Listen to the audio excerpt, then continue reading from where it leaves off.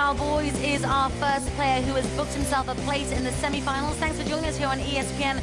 You've joined us at just the right time for all the action live from the Guinness World Series of Pool Speed Pool Tournament 2012. We're about to find out who will take on the British superhero Carl Boys. Next up on the tables, we have on table 1 from the Philippines, Dennis Orcollo, aka Robocop. He's a former world #1 who takes on our final Indonesian player left in the tournament, Chery Suliawan. 2 words to say about him: big upsets so far. Will he proceed to the next round? We're about to find out, and of course he's got the Indonesians' full support here. So gentlemen, if I could ask you please to take your positions at your tables. Dennis Orcollo, table number 1, takes on Chery Suliawan. On the count of 3, gentlemen, when I say go, we'll see who books their place into the semi-finals. 3, 2, 1, go.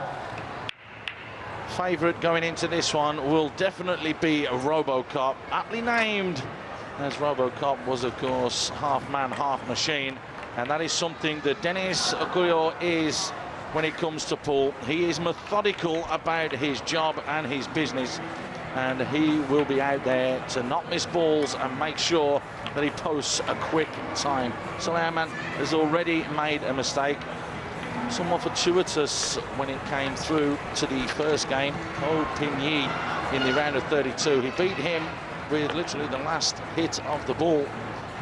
Ko Pin-yi was the biggest upset on day 1, and he's just upset Iwan Saga, the other Indonesian who looked very, very lively throughout this tournament. Suliawan has now 2 fouls, that's 3 fouls, and Dennis Orcollo is now going to roll the 8 up the cushion. He knows that he is going to have 30 seconds time advantage, which is going to be big for him, but he needs to go about his business well, Bob. Very relaxed run out there for Suliawan, for Orcollo. Suliawan has overrun position on the 10. He'll have to take this into the side. That will jostle in. Nails it. 1:45, the clock stops. That was with 3 fouls. So that has put him well and truly to coin another pool prize behind the 8 ball. They'll make it very, very difficult for him to try and go through. And Suliawan didn't, he was stretched out for that 5 ball, so he wasn't able to get the cue ball out far enough for the 6. Left himself a tough shot and jawed it. Well, Suliawan, the last player, as Paula mentioned, in the competition from Indonesia. Crowd trying to get behind him. We're a little bit disappointed when it wasn't going for him, but Dennis Orcollo will not worry about that one little bit. He will shut everything out and do what he does best, and we'll see in this rack how that transpires. What breaks have we got? We've got a soft break from Chery Suliawan and also a soft break from Dennis Orcollo, and the balls are split nice for Dennis. That's a good spread. You like the stop balls. They save so much time. Dennis has a slightly better spread, I think, than Suliawan. Suliawan is, all the balls have a shot, but they're kind of all over the place and kind of near each other. Dennis is going to get a very good sub-50 round here, you got to think. The 8 back into the middle. Then back for the 10. There's that stop ball. There'll be another stop ball here, so he's not on the cushion. There you go. So he can take the 10 into the bottom right. He's going to stop the clock quite correctly, as you said, Bob. Sub 50. That is going to be a 49-seconder for him. Whereas Suliawan has 2 balls remaining on the table. And his final ball will be the 9 into the bottom bag. Back across for the 10 ball. And that is stopped at a 1-minute 16-second rack for Chery Suliawan. There you can see already the time coming up, 1 minute 11 seconds, the advantage for Dennis Orcollo. But again, he will be aware of that, which is why the 3rd rack can be crucial in this type of format and this competition, because it will either extend your lead and give you enough so you can get across the line, or it's going to be something that you need to claw back. That is the big issue and the big problem. And as we have a look at Dennis Orcollo going about business very, very coolly, you do feel that he does have the advantage going in to rack number 3. Up by a minute and 11.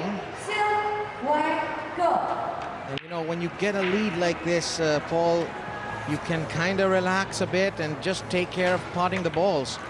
Good spread here for Suliawan. Good spread as well for Orcollo, and he's missed. That's the 7 ball not gone down for him. So Suliawan with a glimmer of hope maybe to jump and hop around the table to look at lining something else up. Orcollo takes the 5 into the top pocket, back for the 2, just stuns across into the middle of the table, which is where he wants to be. Suliawan takes the 6, has the 2 down into the bottom bag, followed by the 4. Oh, that was a miscue because he wanted the stop shot, but it didn't happen for him. That's going to be a miss, and that's going to hurt him.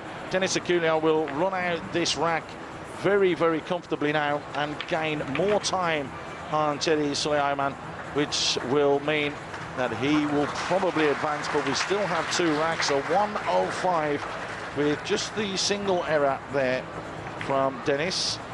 And Suliawan still with 2 balls to pot. 2 errors means that the time is going to add on even more, and it's going to be a big, big ask if he can actually get through to the semi-final. Takes the 10. The crowd applaud. The white ball stops eventually at 141. I'm surprised we haven't seen more miscues this week, because pool players like to chalk up before every single shot, and here you chalk up before each rack and then you don't get a chalk up until after. So he tried to play a draw shot there, and Paul kind of went under the, or the cue went under the ball. There it is. But again, his technique wasn't right. He did not keep the cue, the tip of the cue towards the target. So if he hits that properly, it's not going to miss cue, but still a tough break for Chery Suliawan. It is a tough break, and it's 142 plus 5, 147 ahead now for Denis Orcollo. Rack number 4. So the question is will Denis go through the motions, or will he want to post the time and keep himself in the groove? Well, he's managed to keep all the balls literally together in the bottom half of the table, which is always good. His snap shot here. There you go, just draws it back slightly, wants to take the 7 first instead. Just cheats the pocket slightly to give himself a bit of an advantage. Suliawan has a nice spread, and he's managed to finish off some of his balls very, very quickly.